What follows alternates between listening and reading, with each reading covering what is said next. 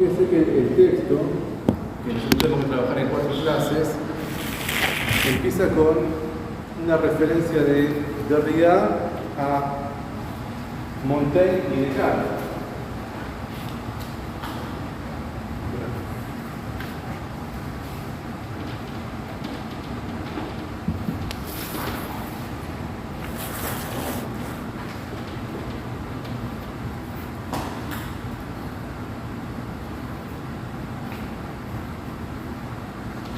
Y en el caso de Montaigne, el texto, Apología de Raimundo Sahunde, tenemos que hacer referencia a ese texto. No sé si en moderno se trabaja todavía, antes se trabajaba, se trabaja. Y Descartes, bueno, son varios textos, pero fundamentalmente las limitaciones metafísicas. Y agreguemos, por mi cuenta, no es que lo vamos a leer, no es que vamos a trabajar todos estos textos, sino que Tratado del Alma y Tratado sobre el Hombre.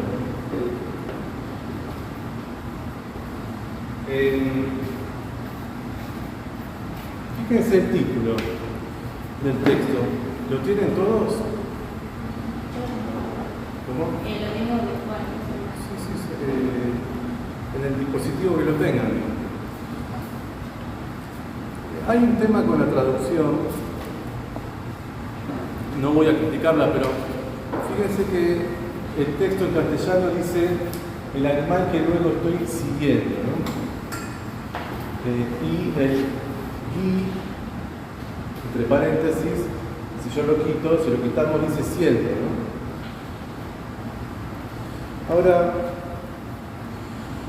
en francés, fíjese que es l'animal que je suis. Ahora, si yo tomo esto, ¿a qué me suena? Entonces yo soy, ¿no? ¿A qué me suena? Sí, pero más allá de lo que significa la frase, ¿a qué le suena? Donc je suis. Acá, je pense, donc je suis. Uno podría traducir el animal que soy. Porque el don, que está siempre traducido como el luego, vieron que pienso, luego existo, ¿no? Pero el don del francés no significa luego temporalmente, lo ámbito moderno, ¿no? No significa una proposición temporal, sino de evidencia. Y fíjense que lo que Derrida quiere marcar es que básicamente yo soy un animal, ¿no?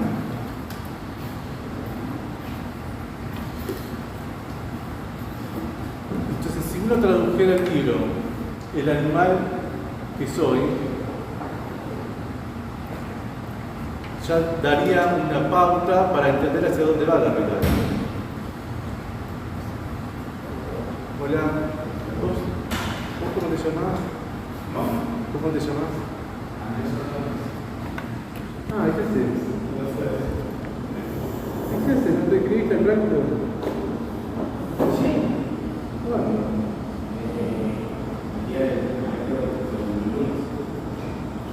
Pero si yo tengo 10 inscritos.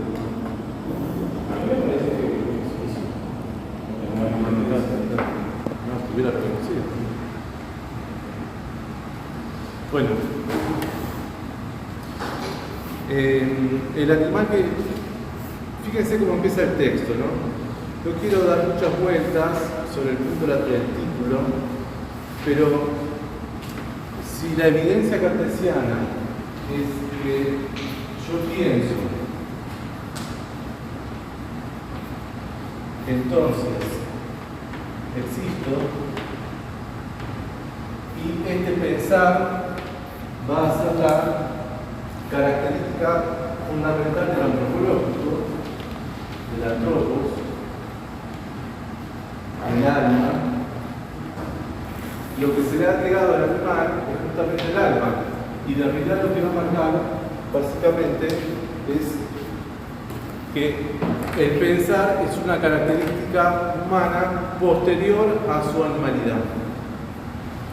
Es decir, que la evidencia que va a marcar Derrida es que es un animal, básicamente.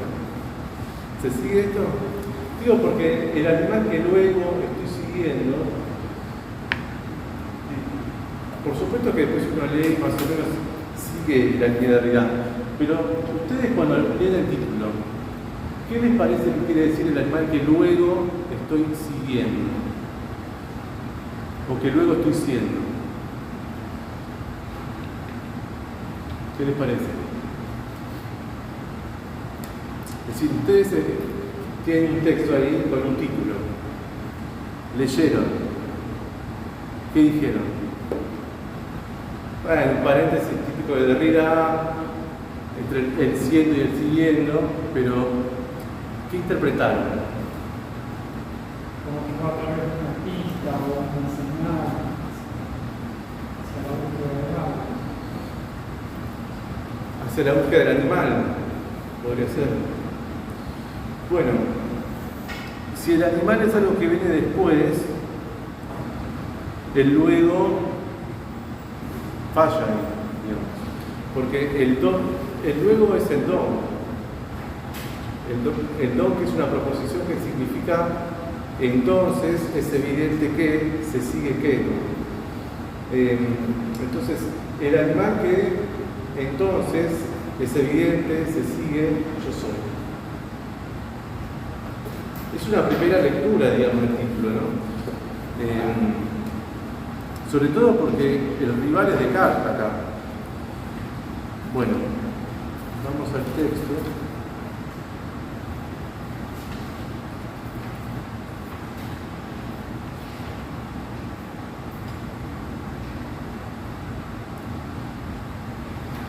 Vamos a la página 17 del texto.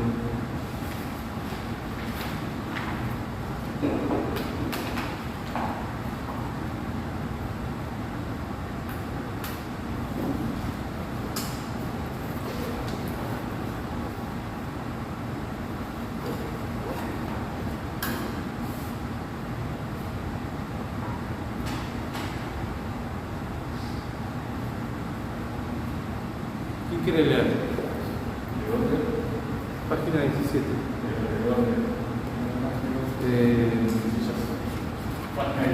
El párrafo. ¿Ella misma sigue? ¿Se sigue? No, si sigo en esta secuencia. Si sigo esta secuencia ahí, me pongo a decir, todo debería reconducir a la cuestión de lo que es seguir, perseguir, proseguir, quiere decir, ir tras, y a la cuestión de lo que hago cuando sigo, y digo sigo, sí, por consiguiente, yo sigo esta secuencia, entonces voy desde los fines del hombre, esto es, desde los confines del hombre hasta el paso de las fronteras entre el hombre y el animal. Al pasar las fronteras y los fines del hombre, voy al animal y me rindo a él. Bueno, hasta ahí. Fíjense esto, ¿no? Si yo sigo esta secuencia, es el texto, ¿no? Pero en francés dice, si je suis, está bien, si yo sigo, si yo busco esa secuencia o percibo esa secuencia, pero no se pierdan de vista que también es un soy, ¿no? Porque eso, yo voy a buscar al animal para romper el concepto del animal en tanto pluralidad. Es decir, yo soy básicamente un animal, pero buscando al animal, lo que encuentro es que no hay animal. Hay una pluralidad de animales. El concepto de animal es un concepto monolítico que la tradición, desde los griegos en adelante, pero básicamente cartesiana, engloba como algo que es lo negativo del humano. Es decir, el animal es todo aquello que no es humano. Entonces, el punto siempre va a ser, tengan en cuenta esto siempre, ¿no? Donde dice lo que yo sigo o estoy siguiendo, es, antes que nada, soy un animal que sigue un animal, que sigue el concepto de animal para romper el concepto de animal, para horadarlo, para deconstruirlo, ¿no? Es decir, yo parto de yo soy un animal para deconstruir el concepto de animal. Porque en el fondo, este seguir es la deconstrucción. Por lo tanto, no lo tenemos que ver como algo que uno sigue, como si fuera una teleología, es decir, un fin, sino como aquello que lo que hay que hacer es seguir, es horadar, es ir hacia el concepto, desmontar. ¿Hicieron nociología? Bueno, igual aunque no hayan hecho nociología, desmontar es quitar esas capas de sentido que la historia de la filosofía ha dado, ¿no? Entonces, yo no puedo partir de yo pienso, porque de la manera que yo parto de yo pienso, inmediatamente pongo al animal como lo otro que no piensa.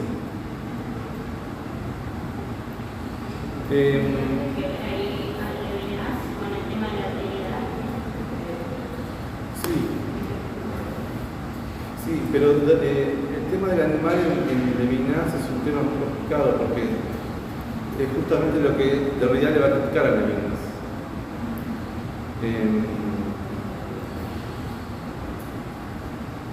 Podríamos decir lo siguiente: Levinas no vio o no, en su filosofía, no vio el rostro del otro más otro que es el animal. Porque lo que va a señalar Derrida es que el animal es la alteridad por excelencia, ¿no?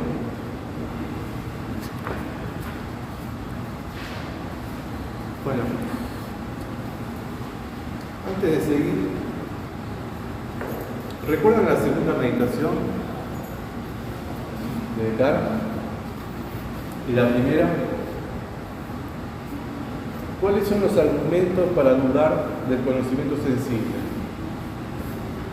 No es un examen. ¿Cómo? Los sentidos engañan. Sí. Muchas veces uno piensa ver a alguien lejos y al final es otra persona.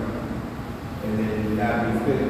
Pero Descartes va a decir, yo puedo dudar, por ejemplo, que él entró y no lo reconocí por la distancia, y además porque vio claramente. Pero no puedo dudar que tengo este agente en mis manos. Porque los sentidos se pueden equivocar en situaciones de percepción desfavorables, distancia, temperatura, etc. Ahora, yo no puedo dudar que tengo esta agenda en mi mano, porque si dudo que soy. Solo quién puede dudar que no tengo una agenda en mi mano. Un loco, exactamente, un insensato, ¿no?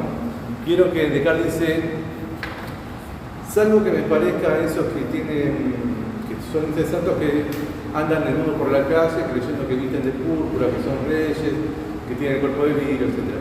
Pero yo no soy un insensato, por lo tanto no puedo dudar que tengo esta agenda en mis manos. O que Descartes dice que tengo frente al fuego este papel en mis manos, ¿no? Pero muchas veces me pasó, dice Descartes, ya no vamos a decir dice Descartes porque hay que hacerlo siempre en primera persona, ¿no? Sin embargo, muchas veces me pasó que creo estar con este papel en mis manos frente al fuego, que tiro mi brazo y ¿qué pasa? Sueño. Y entonces, ¿cómo distingo el sueño de la vigilia? Ahí hay un punto para el conocimiento sensible, porque yo ya no puedo decir que hay un mundo real donde yo estoy agarrando este libro, porque puedo estar soñando. Porque vieron que alguien le puede decir, bueno, pero el criterio para darte cuenta de que estás soñando es que estás despierto. Pero el punto es que si yo puedo dudar al menos una vez. Si he caído en la trampa del sueño al menos una vez, como he caído en la trampa de los sentidos al menos una vez, yo no puedo confiar en aquello que me ha engañado al menos una vez. Esos argumentos son de Montaigne.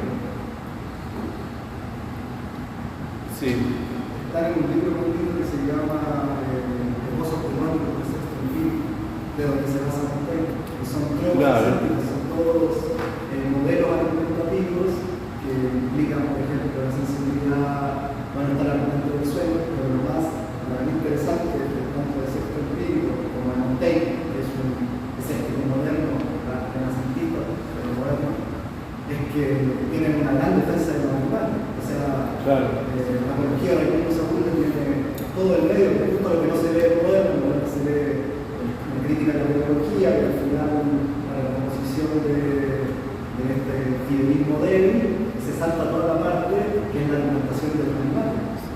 Como la percepción animal no nos permite decir qué es superior o qué es inferior, pero en realidad no podemos llegar a una verdad que suspender los juicios. Claro, además porque Montaigne es un irónico. Apología de Raimundo Sahagún no es una apología, es justamente una crítica feroz a Raimundo Sahagún, ¿no? Es decir, Montaigne toma los argumentos de Raimundo Sahagún para después hacer lo que hay en la tradición y mostrar que Raimundo Sahagún tiene razón en la medida en que se equivoca, ¿no? Es decir, la razón está del otro lado, ¿no? Pero es un irónico muy interesante porque la apología, la defensa de Raimundo Sahagún es justamente que con Sahagún uno se da cuenta dónde está el error, ¿no? Es una ironía muy... No sé si en Moderna trabajaron la parte que se ve el tema de los animales o no.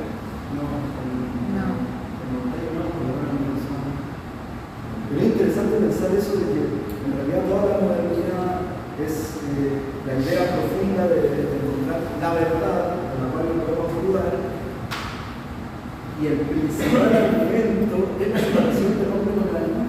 Es ahí su razón de ser, lo que le da sentido.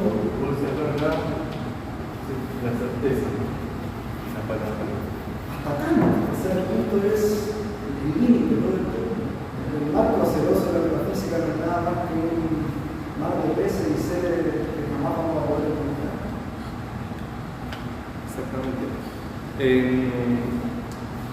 La separación va a estar en la segunda meditación, cuando Descartes empieza la segunda meditación diciendo, bueno, ahora no sé dónde estoy, dice, porque no sé si estoy flotando o estoy ahogada, estoy hundiéndome.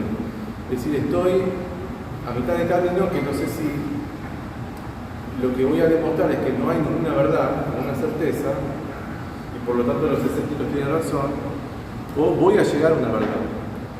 Y el genio maligno me permite llegar al yo pienso, ¿no? ¿Se acuerdan cómo llega de cara al yo pienso? El ejemplo de la cera es posterior, porque No iba a ser. Es para el. Proyector. Es el proyector. Bueno. Cuando Descartes afirma yo soy, la pregunta después es ¿qué soy? Y ahí aparece la cuestión de la cera, ¿no?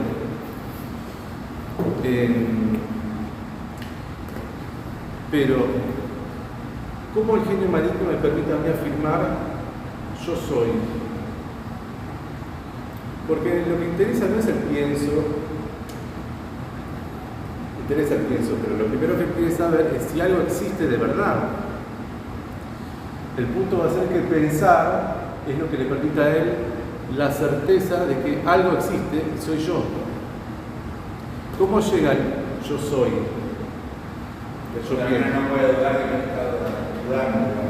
Exactamente, por más que el genio maligno, y vieron que hay bibliotecas enteras sobre cuál es el alcance del genio maligno, ¿no?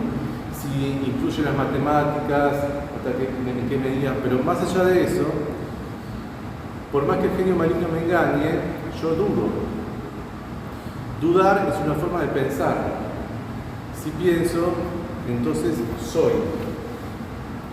Vieron que en latín es coito ergo, el ergo es el don francés o el luego castellano. Pienso soy, ¿no? En las meditaciones está muy claro porque no dice coito ergo sum, dice pienso soy, ¿no? No sé si vieron las meditaciones, dice pienso soy. Es el discurso del método en francés que él dice je pense donc je suis, ¿no? Pero el punto es, entonces, encontró una certeza, una verdad, y la verdad que me lo da la evidencia de yo pienso soy, ¿no? Entonces, el punto va a ser cómo él sigue. Bueno, yo soy qué. Claro, y ahí él manda una cantidad de, como si fuera sinónimo, ¿no? Bueno, yo ahora que sé que pienso que soy, bueno, que soy un alma, un espíritu, un entendimiento, algo que afirma, que niega, que quiere, que no quiere. Ahora, todo eso que él sigue extrayendo, fíjense lo que extrae: pensamiento y voluntad. Es decir, pensamiento, lo que le va a permitir después conocer, y ética, que afirma, que niega, que quiere, que no quiere, etc., ¿no? Bueno, eso es lo que le va a negar al animal, porque justamente todo yo va a hacer esto, mientras que el animal va a quedar sin alma, sin pensamiento, sin espíritu, sin razón, sin voluntad, es decir, sin ética, sin poder afirmar sí o no. Algo que no puede afirmar sí o no, que no puede querer o no querer, que no tiene voluntad, ¿qué es? Una máquina. Bueno, ahora que ya leímos a Simondon, sabemos que también los objetos técnicos tienen alma y todo eso, pero uno podría decir, bueno, Descartes está diciendo este objeto. ¿Por qué Simondon dice que las cosas tienen alma? Bueno, nos vamos a tener Simondon, pero no soy un experto en Simondon, aunque hice un seminario sobre Simondon y Giorgio Poli. Simondon es un filósofo francés no conocido. No sé si Juan Manuel Heredia creo que a veces lo da en un seminario. Simondon daba clases en un taller mecánico, ¿no? Con máquinas. Es decir, daba clases en la facultad, pero las clases las transportaba a un taller mecánico porque analizaba máquinas, piezas, ¿no? Y entonces va a plantear la cuestión de la materia y la cuestión del objeto técnico como aquello que no es solo lo que el humano produce, sino también el ánima del objeto técnico que modifica al humano, ¿no?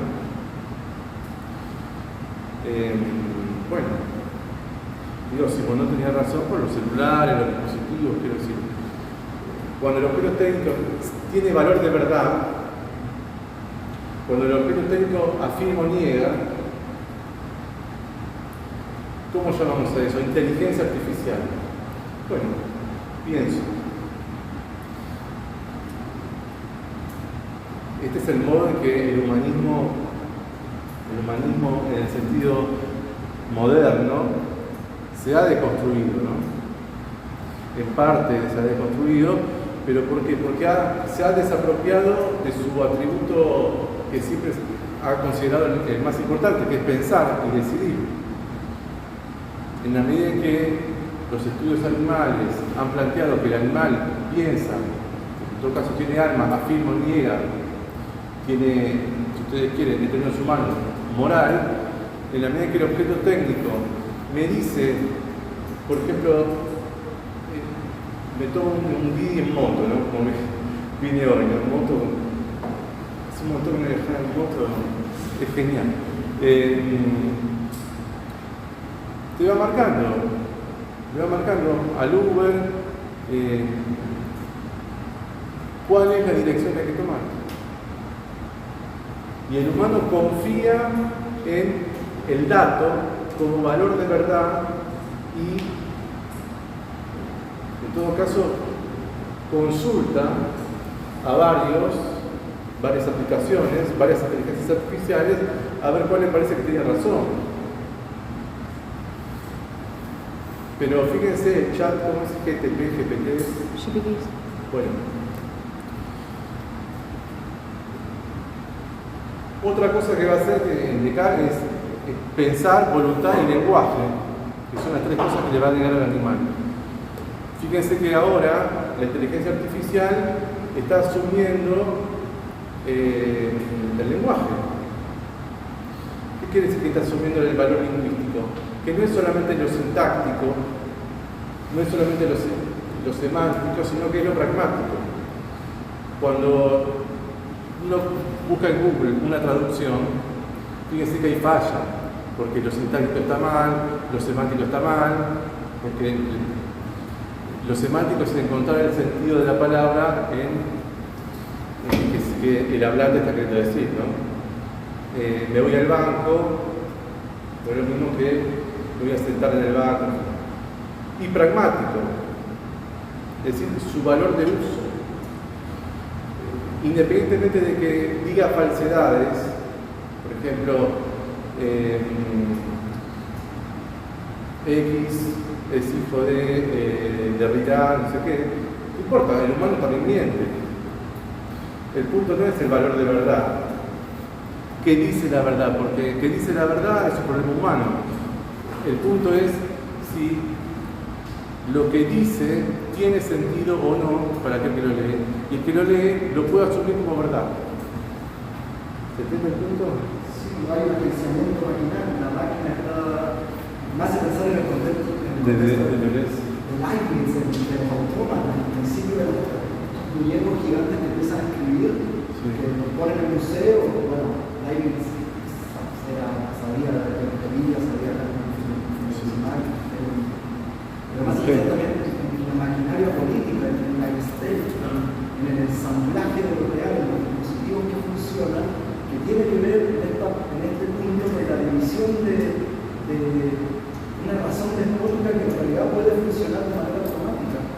Y necesita de una taxonomía de lo vivo donde dice, es extraño porque se escribe como máquina total, como una máquina absoluta de lo real, determinando qué tiene o no tiene el agenciamiento moral. Es una máquina diciéndonos quiénes son máquinas. Son Bell Machine, que producen Bell Machine, como esto que decía Hannah Arendt de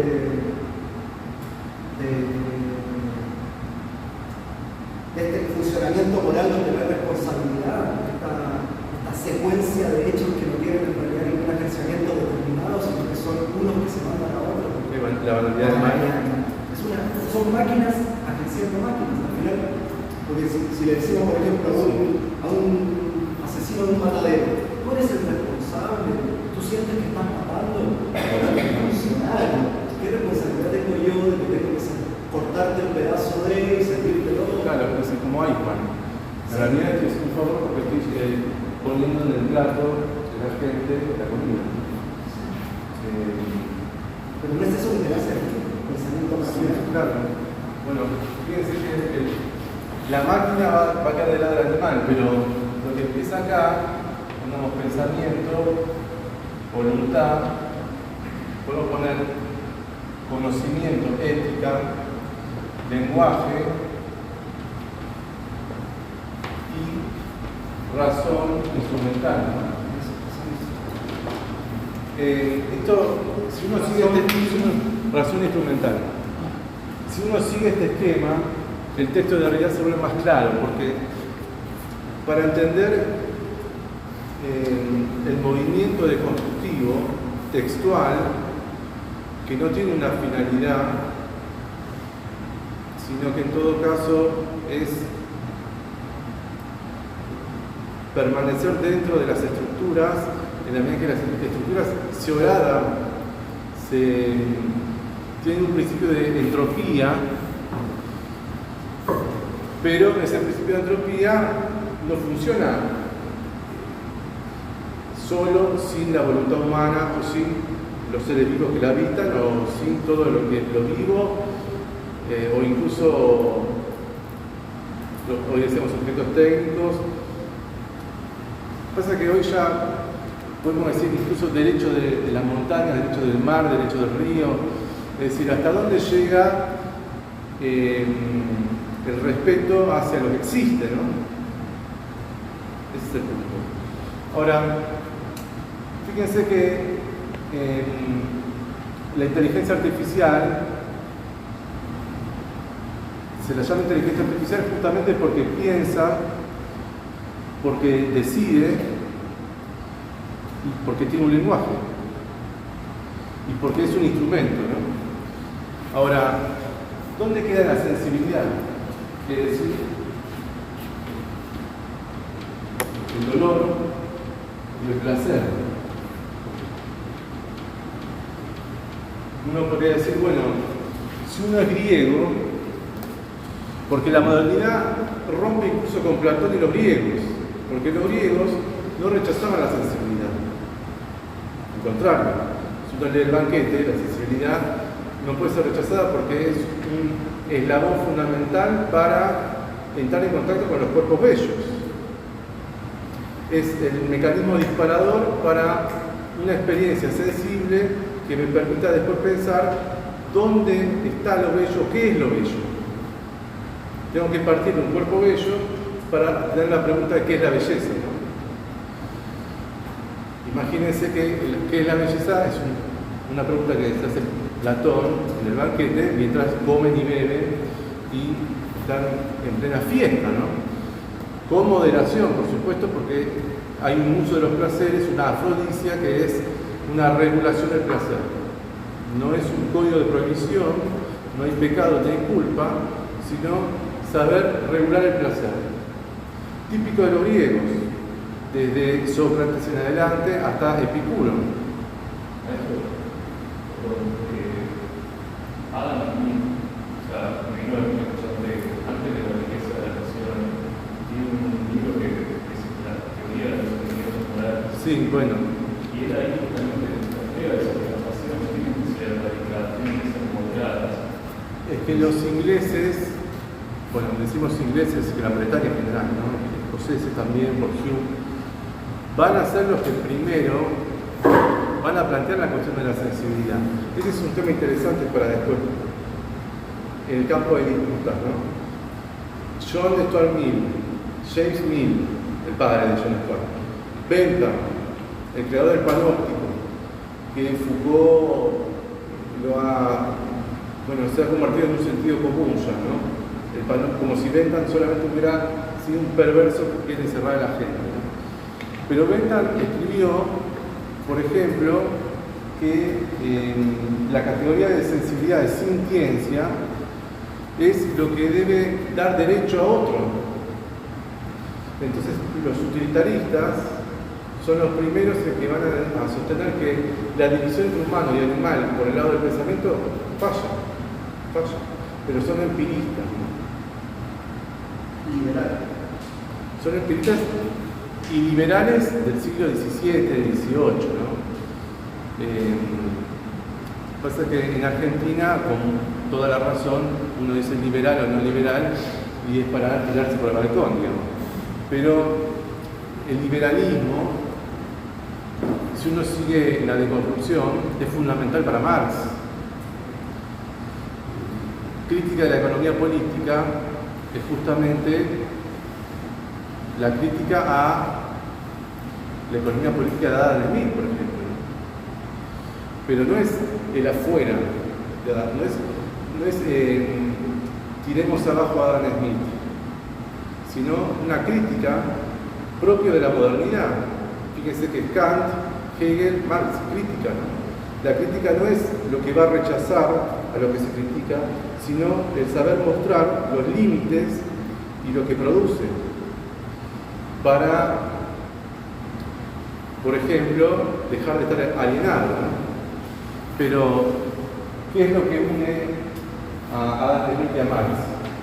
El trabajo, el concepto de trabajo, ¿no? La disputa va a estar acá. Un animal trabaja. No, Bueno, para Marx el animal no trabaja, por supuesto, ¿no? Para Adam Smith tampoco. Lo dice Marx al inicio de los manuscritos, de la ideología alemana. Dice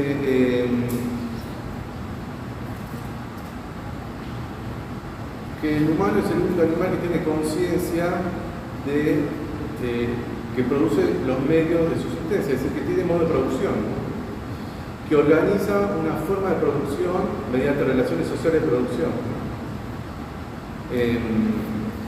Derrida, no acá, sino en otro texto que ahora no me acuerdo, pero es más reciente que este. La vida del amor. Es más reciente, pero es más reciente porque se publicó hace poco, pero el curso es anterior a este. Dice que una de las cosas que hay que, si uno profundiza el marxismo, es de construir la noción de trabajo. ¿Por qué? Y porque pensemos lo siguiente. Ordenemos un poquito para no irnos. Yo soy un animal, dice Derrida, ¿no? Y persigo un animal. Pero lo persigo mientras estoy siendo un animal, ¿no? Porque es el animal que estoy siguiendo, pero si yo le saco el paréntesis es siendo, ¿no? Bueno, pero en la medida que estoy siendo y sigo un animal, lo que empiezo a ver en la historia textual, pero textual es práctica, en realidad también, es lo que es, digamos, que el animal ha sido lo otro, pero lo otro en un sentido negativo, es decir, el animal es el concepto que funciona como todo lo que el humano no es. Sería lo contrario de Dios, porque Dios, si uno sigue a los empiritas como Hume y después a Feuerbach y después a Marx, Dios es la proyección de las facultades humanas elevadas a la perfección. Es decir, yo tengo un pensamiento, pero mi pensamiento es finito. Dios es el pensamiento infinito. Todo lo sabe, todo lo puede. Es verdad, es bueno, etc. El animal no piensa. El animal no quiere. El animal, incluso yo decía de la sensibilidad en Descartes, ni siquiera va a tener sensibilidad, no va a sentir ni dolor ni placer para Descartes. Entonces, el animal, si partimos de la modernidad, no piensa, no afirma ni niega, no tiene lenguaje. Por eso, Derrida va a ir a Montaigne. ¿Por qué? Porque la deconstrucción es así. ¿Qué quiere decir que la deconstrucción es así? Bueno, incluso uno puede ir a Descartes y encontrar en Descartes las huellas, los trazos, donde en Descartes podemos encontrar otro concepto de animal, por ejemplo, donde en Descartes su concepto de animal-máquina se hunde, ¿no?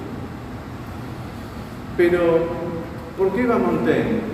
Montaigne es anterior a Descartes.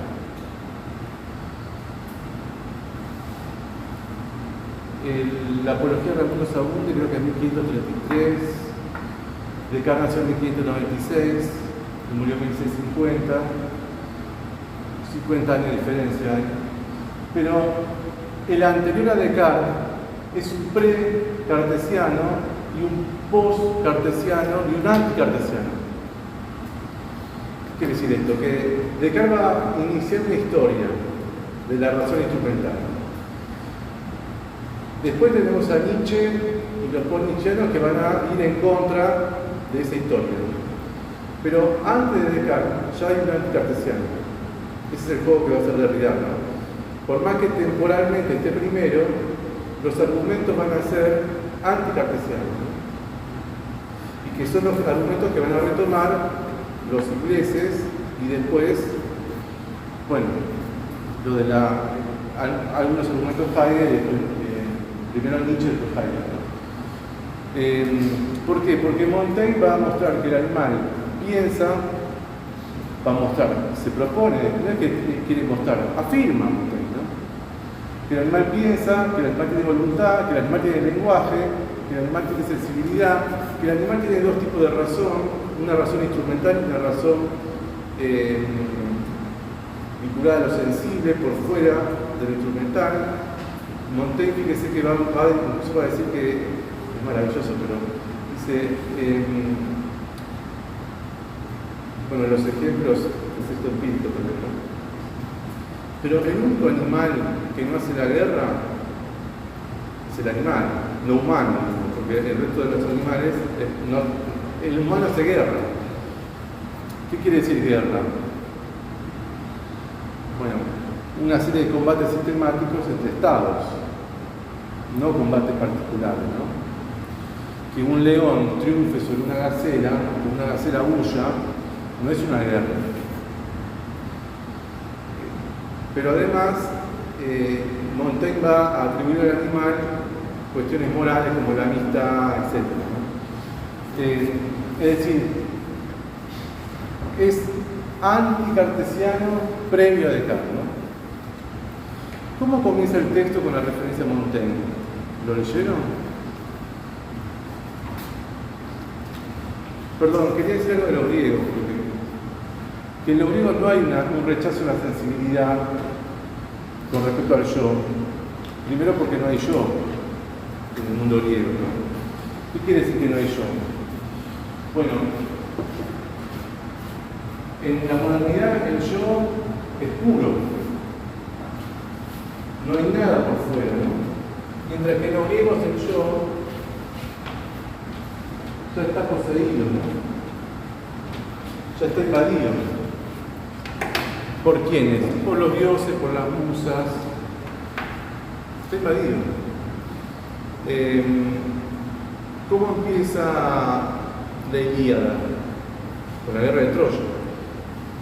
Pero los aqueos, cuando Paris secuestra a Helena,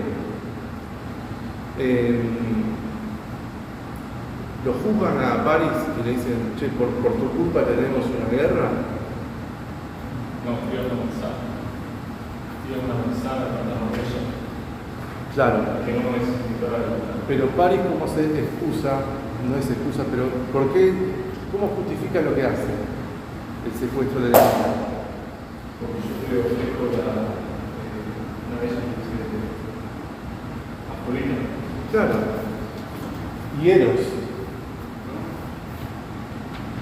Eros, que para los romanos es Cupido, lo flechó. Por lo tanto, está inspirado, está poseído por el Dios. No es culpable. No es culpable, ¿no? Es más, la Ilíada y la Odisea se autojustifica como una narración que los dioses crean, la guerra es creación de los dioses para tener que cantar y que contar, ¿no? Sócrates está invadido por quién? Por el daimon. Sí, por Apolo. Fíjense que en Apología de Sócrates, ¿cómo justifica su misión? Y bueno, fui al templo de Delfos, me dijo, Sócrates pregunta, ¿cuál es el más sabio de Atenas?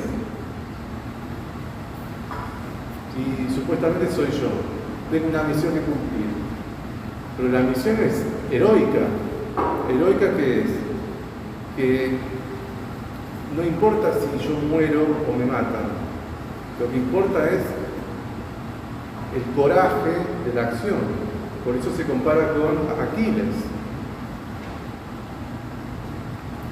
Es más, el mes que está encerrado en la cárcel, que eso está escrito, ¿no? En el diario de escritor, que los discípulos que son todos aristócratas coimean a los guardias, lo tienen en Colono, donde también está todo el tema de Antígona, no me quiero ir de El que dice, no me voy de acá, me quedo acá hasta que tenga que beber la cicuta, ¿no? ¿Por qué? Porque por más que sea injusto, yo soy un ciudadano ateniense y el juicio se hizo de forma legal y normal. Apolo sabrá cómo hacer justicia, ¿no? Bueno, no hay un yo. En todo caso hay un sí mismo, ¿no?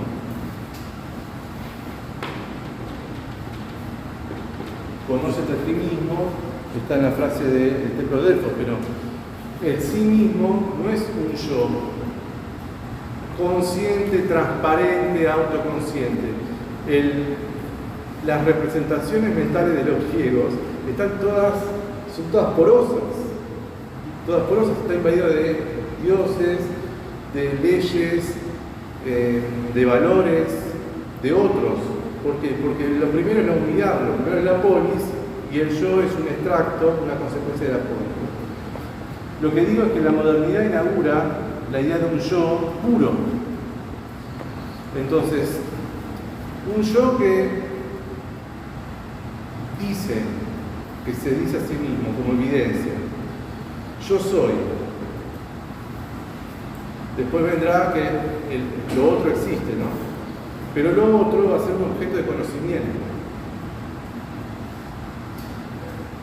Hay algo que me pregunto una y otra vez cuando me termino de responder, que es, yo como... Porque alguien puede decir, el genio maligno está invadiendo al yo. Sí, pero no importa. Ya a Descartes no le importa si el genio maligno está actuando, porque él está seguro de que piensa, ¿no? Entonces, si él está seguro de que piensa, ya puede conocer, porque tiene el criterio de verdad. Por más que el genio maligno esté dando vueltas, y bueno, capaz que el genio maligno me juega una mala pasada con reflejos, con sueños, pero no puede penetrar la pureza del yo pienso. Es un sujeto dueño de sí mismo, propietario de sí mismo y por lo tanto propietario del mundo. Pero los griegos, si no tienen noción de sí mismos y por lo tanto no tienen noción de propiedad privada en el mismo sentido, que es de alguna manera el hipoqueime con el sustrato que les permite mandar a otros. Que si yo para someter, en este caso es muy claro cómo someto a lo otro no tiene características esenciales que me permiten de alguna manera ser superior, básicamente el pensar. Lo otro merece su sometimiento. Ahora, si yo no soy transparente a mí mismo y mi distinción del mismo no me pertenece, ¿cómo soy? ¿Qué es lo que me permite a mí decir esto otro tiene que estar bajo mi control? Podríamos decir bajo mi cuidado o mi sometimiento. ¿Cómo distingo eso? ¿Qué crees tú que es lo que continúa, a lo que hila de la democracia griega a la modernidad como razón instrumental que todavía es árgica, básicamente? Bueno, esa es una discusión interesante de perspectiva, porque si uno hace una historia lineal está mal dicho. Una historia de estructura que se mantiene, una red que se mantiene, que en realidad puede llamar, como dice Mónica, ¿no? Globo, fono, cano, faro, centrismo. Mónica lo suele contar así. Bueno, desde el logos griego hasta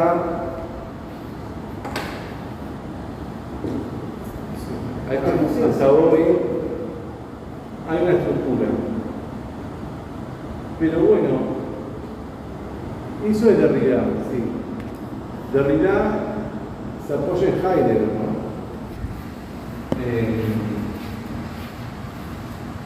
La ontología. Pero eso es lo que tenemos que ver, pero no necesariamente uno puede tener la misma perspectiva que tiene Derrida con respecto a esto.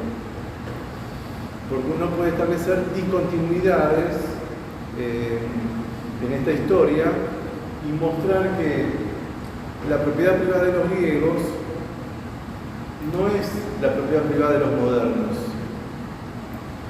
sobre todo porque la propiedad privada de los griegos es una propiedad que está fundada en el Estado, en las leyes, y lo individual y la propiedad es consecuencia de eso, metafísicamente, ¿no? En cambio, la modernidad parte de que primero está el yo, y el yo es, antes que nada, un ser propietario.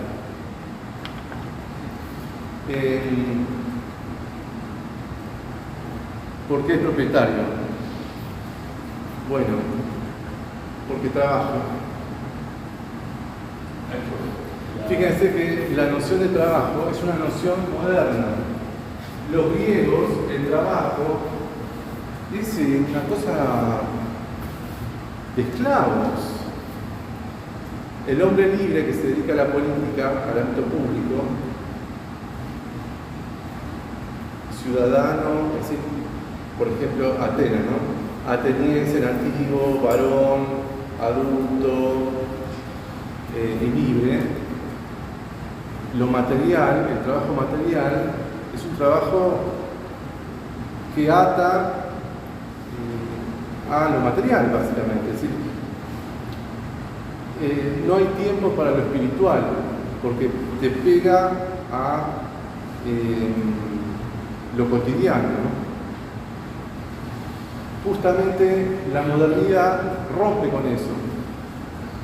Si uno va, Descartes no, porque Descartes no escribió tratado político ni sobre la propiedad, pero si uno va a Locke, la propiedad está fundada en el trabajo. Hegel, la dialéctica del hombre y del esclavo, es justamente la ruptura de la modernidad con lo anterior, ¿no? Porque el trabajo es lo que hace al humano. Fíjense la diferencia. Para un griego, el humano no tiene que ver con el trabajo. Es una actividad necesaria, pero no esencial al espíritu, al ser.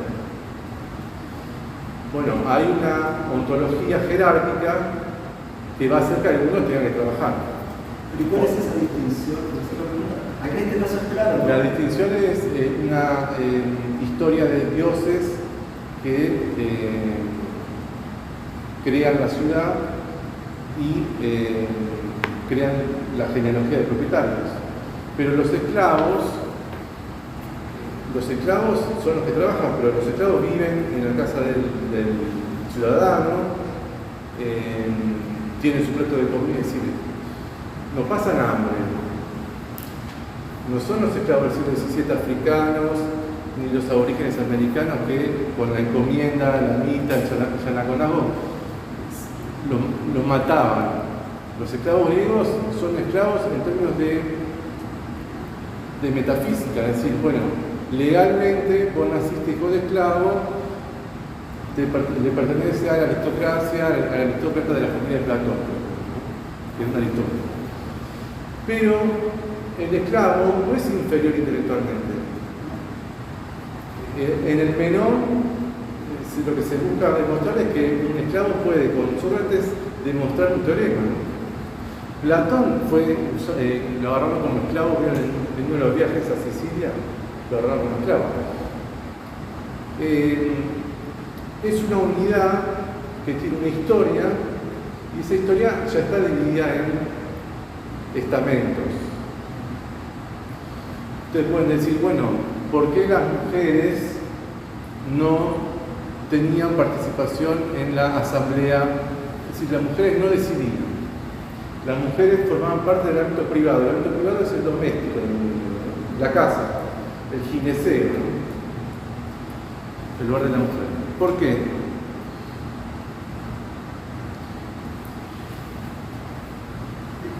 Uno puede decir, bueno, por patriarcal, machista, ok, sí, pero básicamente porque el griego era un ciudadano que a su vez es necesariamente un oplita, un soldado, ¿no? Es decir, el prejuicio está ahí. La idea de que la mujer, como el niño, no puede ir a pelear por Atenas. El prejuicio está ahí en todo caso, porque la fuerza es del adulto, libre, y no del niño y la mujer. Entonces, el derecho del varón a decidir en la asamblea es porque cuando Atenas está en guerra, tiene que ir a pelear. Vieron que Sócrates le tocó 2 batallas por sorteo y va a pelear, ¿no? ¿Por qué el esclavo es esclavo? Por herencia, pero también porque Atenas empieza a enriquecer cuando le gana a los persas las guerras médicas. ¿Qué son los esclavos? Los persas que perdieron y que en lugar de morir decidieron someterse a la ateniense. Mano de obra barata, gratis. Entonces, ¿por qué es esclavo para el ateniense? Porque el ateniense dice, no va a ir a pelear por Atenas alguien que es un cobarde para el mundo griego, ¿no? Sobre todo un extranjero convertido en esclavo persa por perder la batalla, ¿no? Entonces, el criterio de qué es ser un ciudadano es ser hijo de la polis, administrar la cosa pública, la politeia, traducido muy a la ligera como república, pero que vos tenés que dar la vida por Atenas, por la polis. En ese sentido, el niño, la mujer, el esclavo y el extranjero no van a pelear. El punto es por qué la fuerza del varón, es el criterio.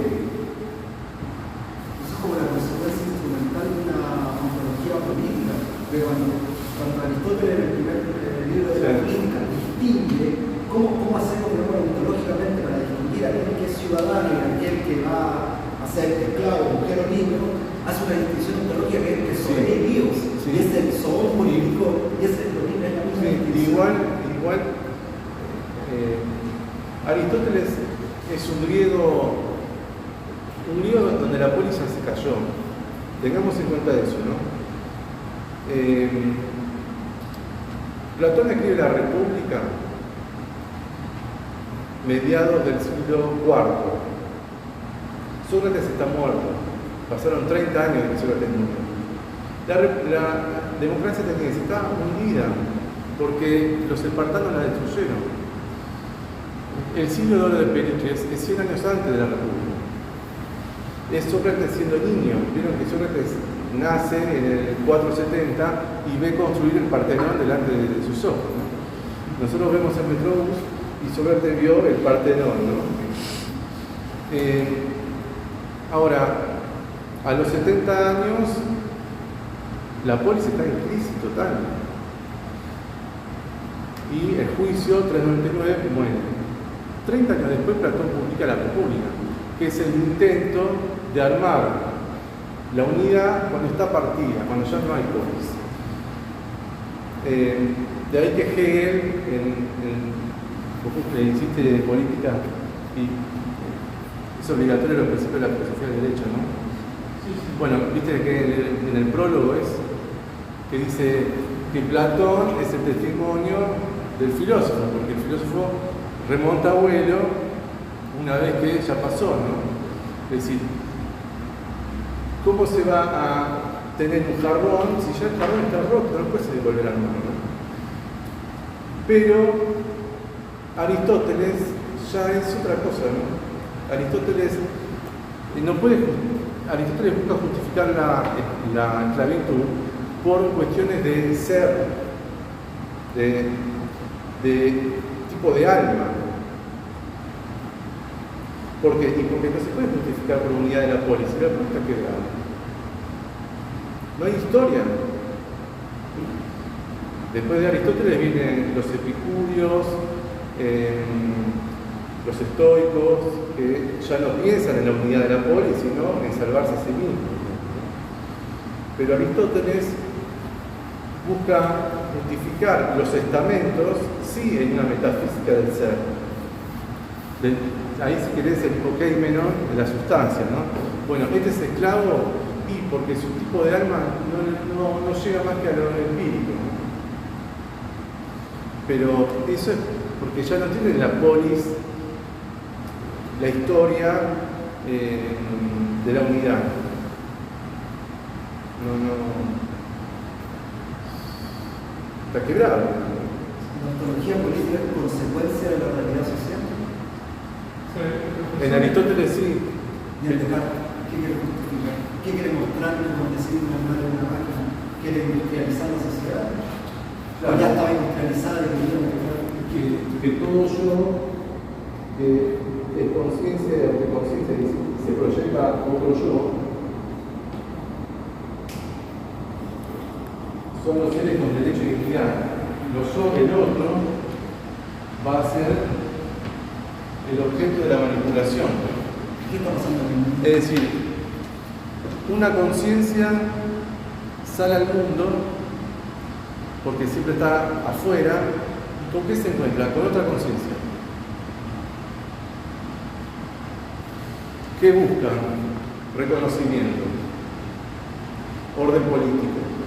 Pero el punto va a estar en la conciencia y la autoconciencia, es decir, en el reconocimiento del otro, en tanto ser racional o pensante, ¿no? Los otros van a ser objeto de manipulación, de explotación, ¿no?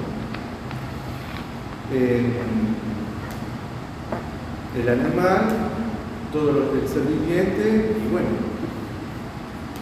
la naturaleza toda, ¿no? El tema es cómo hay otras conciencias, otras autoconciencias que parece que no son plenamente conscientes, sino que son medio animales. Y por lo tanto, se justifica que el trabajo sea un modo de explotación. ¿Se entiende eso? Claro, por ejemplo, un africano del siglo XVII. Porque ¿cómo se explica que Descartes no tiene la culpa de que los holandeses, los italianos, los portugueses, los franceses hayan hecho en el siglo XVII en adelante lo que hicieron, ¿no? Pero, ¿cómo es que no se dan cuenta que es otro humano con conciencia y lo toman de esclavo? Lo primero que hacen es negarle el alma. No es un ser con alma, no es un ser racional, ¿no? Es un animal, es irracional, es parecido a lo natural. A los aborígenes americanos tardaron como 60-70 años en la bula papal en reconocerle que tienen alma, pero ya habían matado a cuantos. ¿Por qué es importante la cuestión del alma? Porque la cuestión del alma va a ser el criterio para el yo moderno en adelante, negarle dignidad, derechos y vida digna, a todo otro que en principio no tendría alma. Por eso Descartes es una máquina, no tiene alma. No, pero estás experimentando con el perro que le estás dando. Fíjate cómo llora. No, que no llora, es el ruido que hace, dice Descartes, como hace una máquina. Si yo tiro esto, va a hacer un ruido. Bueno, el chillido del cerdo es el producto de la máquina, ¿no? Por eso eso no está en las meditaciones, pero sí está en el Tratado del Alma y en el Tratado sobre el Hombre, porque ahí están todos los experimentos que hace Descartes, que era un científico, ¿no? Entonces, cuando Descartes dice, pienso, soy, ¿qué soy? Una cosa que piensa. Cosa va a ser un término que después se va a transformar como un sujeto, ¿no?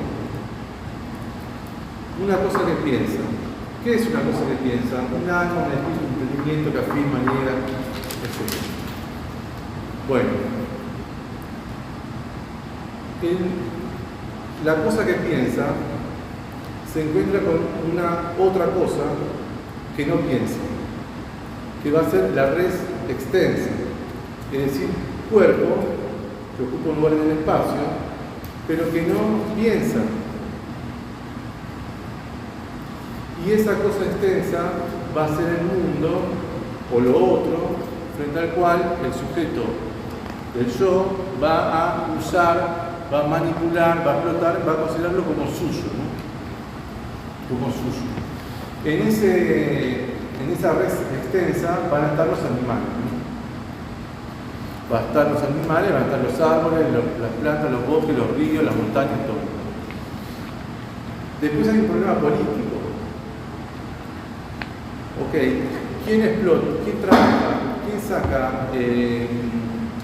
¿Quién va al bosque chaqueño para la empresa La Forestal inglesa para llevarse el quebracho? ¿No? La empresa La Forestal, principio del siglo XX, la explotación del bosque chaqueño, ¿no? La Forestal. Bueno, ¿quién va? Porque somos todos conciencias, que nos reconocemos como conciencias, que pensamos, que queremos, ya no son esclavos. Tiene que haber un contrato por el cual yo soy el propietario de la empresa y ustedes van y trabajan. Bueno, ¿cómo se da eso? ¿Cómo se da ese paso? Bueno, ese paso va a tener que ver con la propiedad, por supuesto, pero va a tener que ver con el modo en que yo, propietario, animalizo a los otros yoes que no son propietarios. Es decir, es importante esto porque el yo propietario, moderno, sí, pero ¿de qué hablamos cuando hablamos del sujeto propietario? En términos metafísicos, pero un alienado, como diría Marx, ¿de qué es propietario? De su fuerza de trabajo. Claro, pero es propietario de algo que no puede manejar, porque si no vende su fuerza de trabajo, se muere de hambre. Entonces, son modos de animalizar a los otros yo, ¿no? Pero bueno, ¿qué hora es? Las 12, no sé qué hora es. A las 10 de la segunda. Menos 20. Si uno es alienado, el sujeto es alienado y no tiene en algún punto propiedad en los medios de producción, no tiene su fuerza para vender el trabajo, vos mencionabas acá en un punto dónde queda lo sensible, dónde queda la sensibilidad en la cancha, o sea, uno no tiene. Última eso es lo que diga el sujeto, que es uno de los grandes temas que tiene en cuenta la revolución industrial. O sea, si uno dice, si se cambian los sentidos del trabajo, y uno pasa a ser autogestor de su propio trabajo, de su propia vida, el trabajo pasa a ser una propiedad más. Yo soy propietario de mi propio trabajo, que es lo que está ocurriendo ahora. O sea, ahí la importancia que tiene el autológico, la centralidad de las emociones, todo eso, pero digo, o sea, se está queriendo en algún mundo cambiar ahora. No es únicamente estudiar nada, sino también es una suerte de concebir al propio trabajo como autogestión y también de los tiempos. Nada. Bueno, es que el punto es si hay una crisis de esta forma de vida. O hay una continuidad con matices, con diferencias, o hay una discontinuidad y está en crisis la noción de trabajo mismo. Quiero decir con esto que ¿dónde quedan las relaciones sociales de producción cuando hablamos de trabajo? Porque el trabajo es para la modernidad siempre relaciones sociales de producción, ¿no? El punto va a ser que lo que unos llaman ganancia, otros llaman plusvalía. Pero la discusión está en la fábrica, ¿no?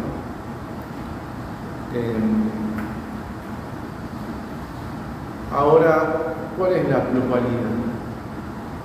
Si yo me autogestiono, entonces la plusvalía, ¿dónde está? Pero fíjate si YouTube no es el propietario que hace creer que vos, youtuber, sos propietario de tu propio trabajo. Porque si uno se autogestiona su propio trabajo, entonces no hay explotación. Lo que pasa es que se autoexplota, diría Byung Chul Han. Bueno, si uno se autoexplota, No, yo entiendo, pero lo que está en el fondo del caso es el consumidor. O sea, si yo, todo lo que se sube a las redes, todos los gustos que gustan, todo eso finalmente valida, y se valora y se explota. Entonces, no es que es algo que flota ahí y queda flotando. Lo que me parece es que, como vos mencionás, que el sujeto, la persona, si se construye como un bien útil para sí mismo y para los demás, empieza a aparecer algo que no tiene ya que ver con la propia mercancía, sino con un bien relacional. O sea, que viene ya del elemento, del ingreso, que crea el valor. O sea, que es, retoma la idea de la reciprocidad. Yo y vos nos ponemos en contacto para dar un proyecto. El presupuesto no tiene nada que ver con la reciprocidad que se plantea en la tecnología, sino que es pregunta entre vos y yo, construimos al bien común, o sea, a construir bien común entre los dos, porque nos ayudamos mutuamente. En esa idea de la autogestión radica construirse como un bien. O sea, no es únicamente dónde está la explotación. Hay una explotación ahí, porque hay una idea de que el sujeto tiene que autoconstruirse desde su propia función. O sea, la autorresponsabilidad. ¿Se entiende? sí, claro, sí, bueno. Gary Becker, Claro. pero Gary Becker, Todo lo leí también. pero no olvido, si todo viene de ese juego trivia. claro, sí. Pero bueno, una cosa es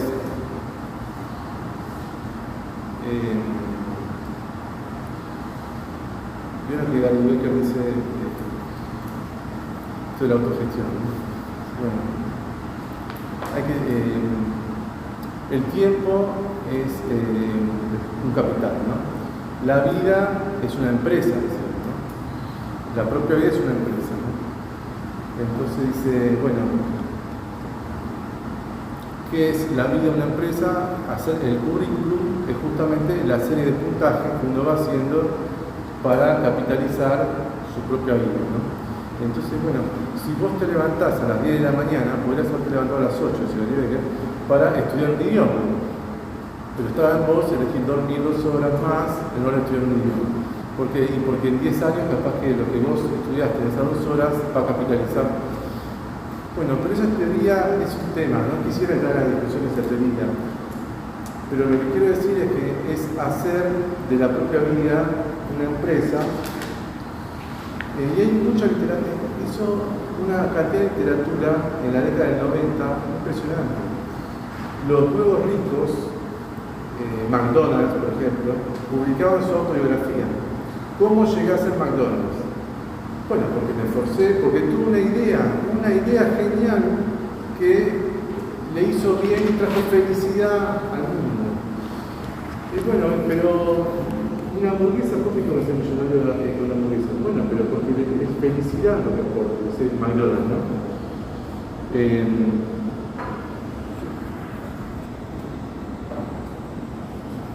Eso, en Argentina, lamentablemente no se trabajó.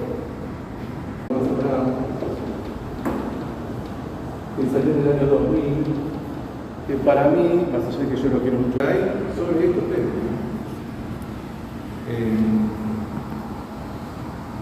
Pero bueno, todavía hoy uno tiene que ser jurado de tesis que te hablan del neoliberalismo, Foucault, como si fuera algo nuevo, el tema de lo Foucaultiano.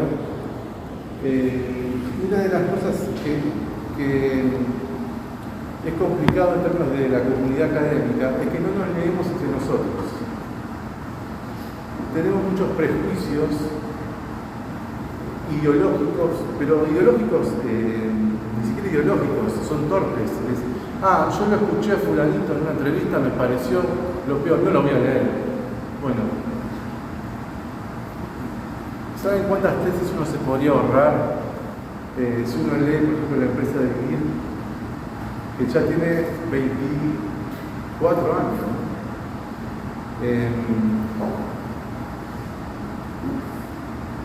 Bueno, pero ahí Tomás analiza la vida de los hombres ricos, que son los empresarios, como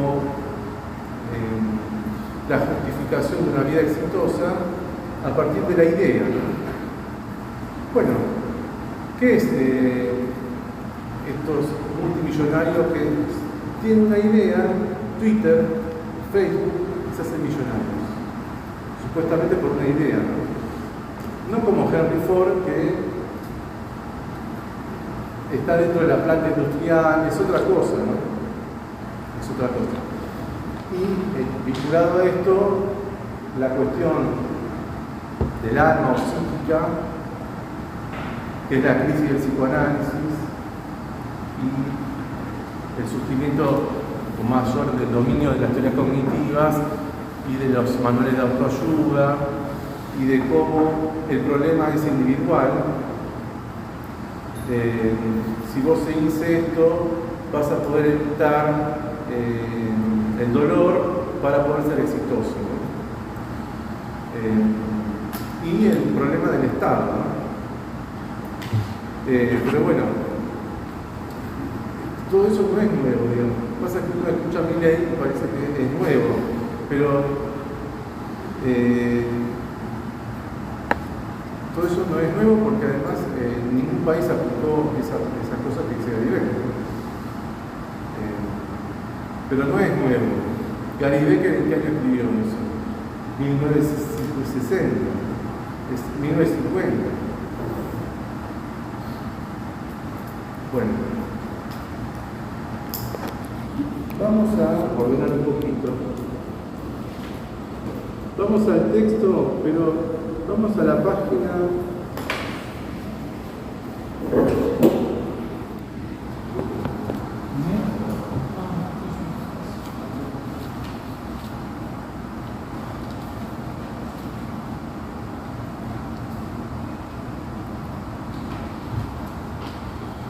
20,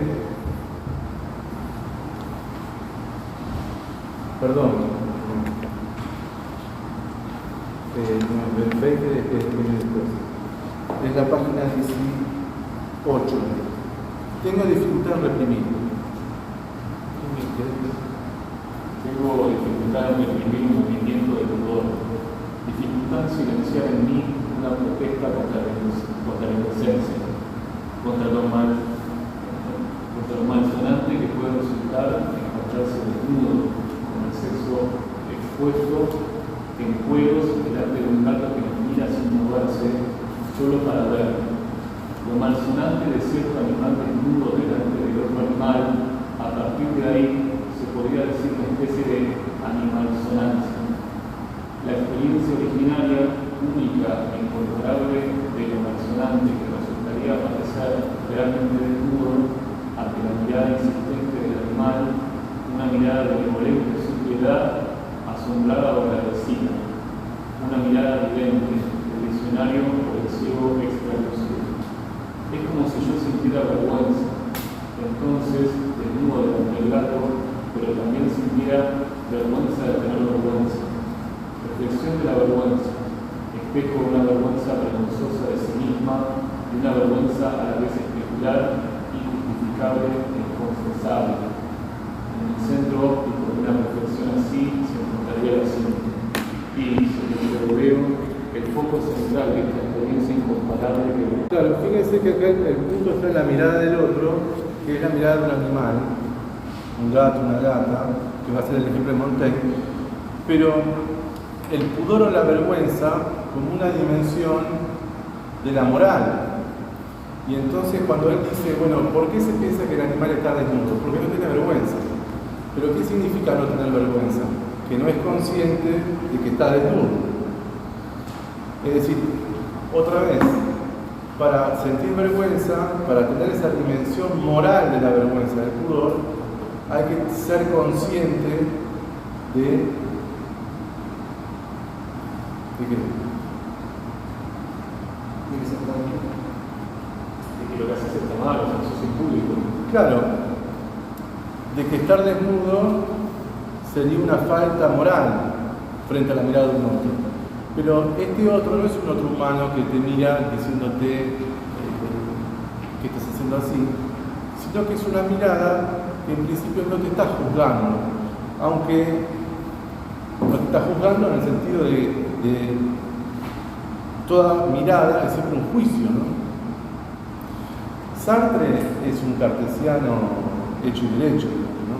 Por eso yo decía lo del yo que se mira, que mira al otro como otro yo y la conciencia como autoconciencia y la mirada del otro como un infierno. Bueno, Sartre es un cartesiano hecho y derecho, ¿no?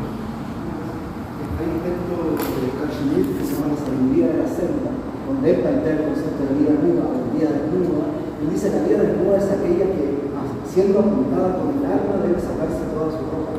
El punto del que está desnudo es el que puede ser sometido. Es el que, en último caso, siempre lo digo, no la filosofía de la realidad, la filosofía profundamente política, en el que trabaja toda su obra y a la obra de Adán. Va a pensar eso, ¿qué es la vida desnuda? La vida nuda.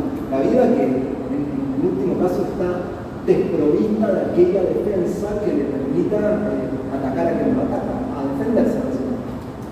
La desnudez no marca sola cosa, también marca un pudor y una vergüenza casi inocente, porque está con un gato. ¿Qué me va a hacer el gato si yo estoy desnudo? Ahora, desnudo distinto es con dos fusiles en la cabeza. Claro. Eso es desnudez, eso es lo mismo. O la escena del proceso de Kafka, cuando allanan a Joseph K., que está con un pijama medio roto, y la escena de la vergüenza, ¿no? Que te allanen, es decir, el allanamiento en tu casa mientras estás en la cama durmiendo y que te lleven en ropa interior, ¿no?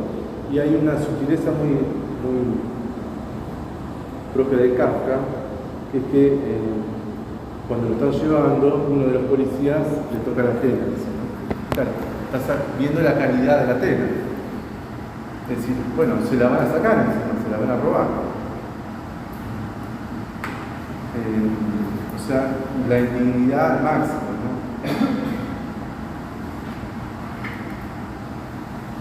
¿Y por qué la ropa con dignidad? ¿Por qué la ropa con dignidad? Como el estar vestido como algo que... Claro, y no tener ningún tipo de defensa. Quiero decir, ¿por qué no puede esa orden de allanamiento decir, bueno, vestite, ponete la ropa que quieras y ven? ¿Por qué el apresuramiento, el tomarlo así como está, el humillarlo, ¿no? Frente a lo íntimo, lo más íntimo que es la cama, la habitación de la cama, y lo más íntimo que es ya quedarse desnudo, ¿no?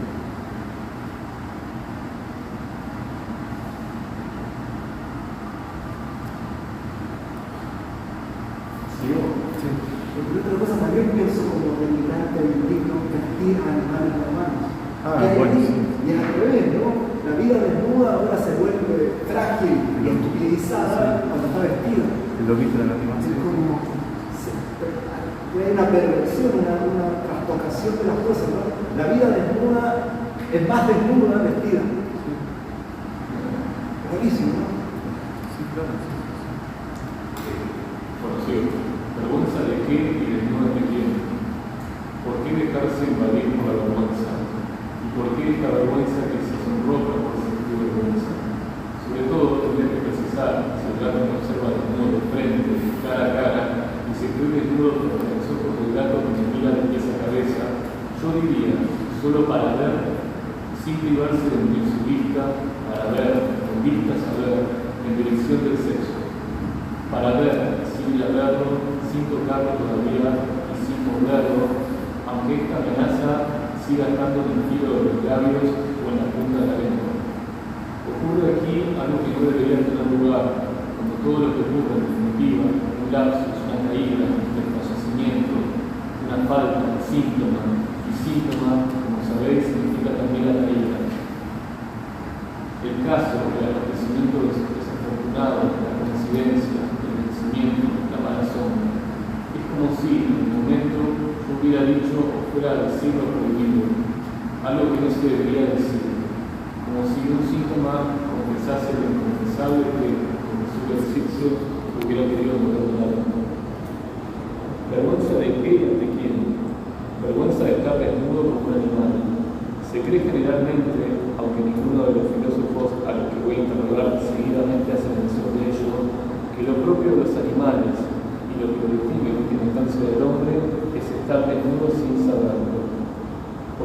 consiguiente, no estar desnudos, no tener el conocimiento de su desnudez, la conciencia del bien y del mal, en definitiva.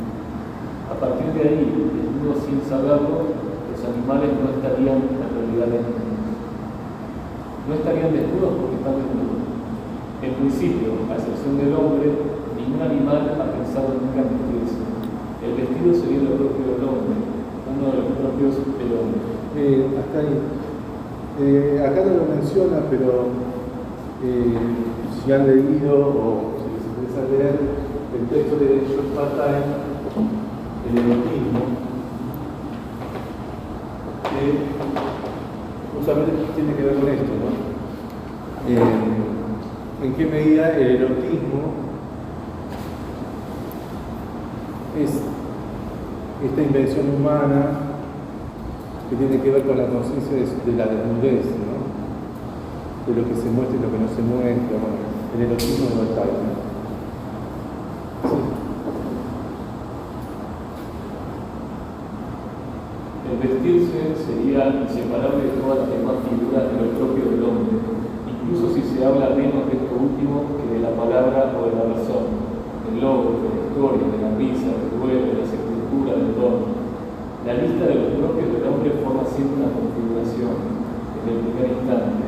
Por esta misma razón, no se limita nunca a un solo rasgo y no está nunca cerrada. Por estructura, la lista puede inventar un número no finito de otros conceptos, empezando por el concepto del concepto. Claro, fíjense, lo propio del hombre, una serie de atributos esenciales que le pertenecen en tanto es humano, pero que se le niega a lo que no es humano, ¿no? Entonces, si al hombre se le atribuye la razón, la palabra, es decir, el lenguaje, que es el logos, la historia, porque el animal no tendría historia, tendría evolución, para seguir con Hegel y con Marx, la risa, ¿por qué la risa sería humana y no sería animal? Montaigne va, por supuesto, desarmar los argumentos contra Descartes, siendo anterior a Descartes. El duelo, la sepultura, el don, bueno, todos estos son prácticas de lo que llamaríamos cultura, o llamaríamos un aspecto de la moral, que se le niega al animal, ¿no? Sí. Y hacemos un poquito más y hacemos un poco. El animal por consiguiente no está. El animal por consiguiente no está desnudo porque está desnudo. No tiene el sentimiento de su desnudez. No hay desnudez en la naturaleza. No hay más que el sentimiento, el afecto, la experiencia consciente o inconsciente de existir en la desnudez. Porque está desnudo sin existir en la desnudez. El animal no se siente ni se ve desnudo. Y por lo tanto no está desnudo. Al menos así se piensa. Con el hombre ocurriría lo contrario, y el vestido responde a una técnica.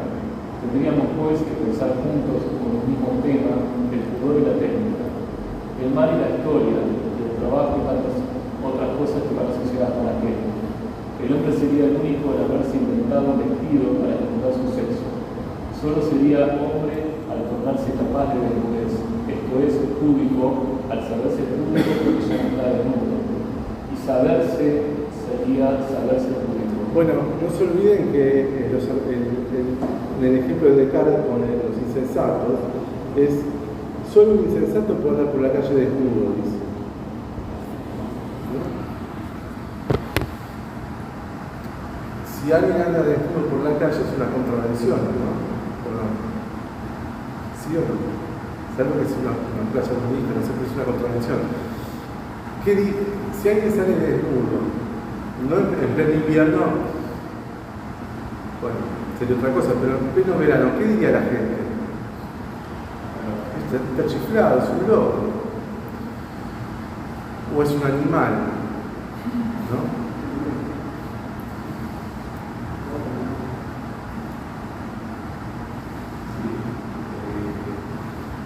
El hombre sería el único en haberse encontrado un frío para tener su sexo. Solo sería el hombre que es capaz de conocer después el público al saberse público que ya no está. El párrafo que sigue, que es ante el gato que me mira desnudo. Ante el gato que me mira desnudo, ¿tendría yo vergüenza como un animal que ya no tiene sentido de su desnudez? ¿O al contrario, tendría vergüenza como un hombre que conserva el sentido de la desnudez? ¿Quién soy yo entonces? ¿Quién soy yo? Fíjense que esa pregunta es lo que va a marcar el animal que soy, ¿no? Sí. ¿Quién soy? ¿A quién preguntarme si no al otro? Quizás al propio gato. Digo que se sabe inmediatamente. El gato del que hablo es un gato real, verdaderamente, creerme, un gatito. No es una figura del gato. No entra en la habitación en silencio para alegonizar a todos los gatos de la tierra, los felinos que atraviesan las mitologías y las religiones, la literatura y las fábulas. Al tanto son esos lugares. El gato del que hablo no pertenece a la inmensa poética de Kafka, que merecería aquí una atención infinita y original. El gato que me mira y al cual parece, pero no fijáis de esto, que dedica una zootología negativa, no es tampoco un gato muy de Kaufman ni de Kaufman, aunque el gatito salude conmigo en esta ocasión. El magnífico y notable libro que dedicó Sarah Kaufman. Sí, leemos el último párrafo antes del corte, que lo menciona Montaigne y después retomamos lo de Montaigne. Un animal de milla. Un animal de milla. ¿Qué debo pensar de esta frase? El gato que me mira desnudo y que es realmente un gatito, ese gato del que hablo, que es también una gata, no es tampoco la gata de Montaigne, el cual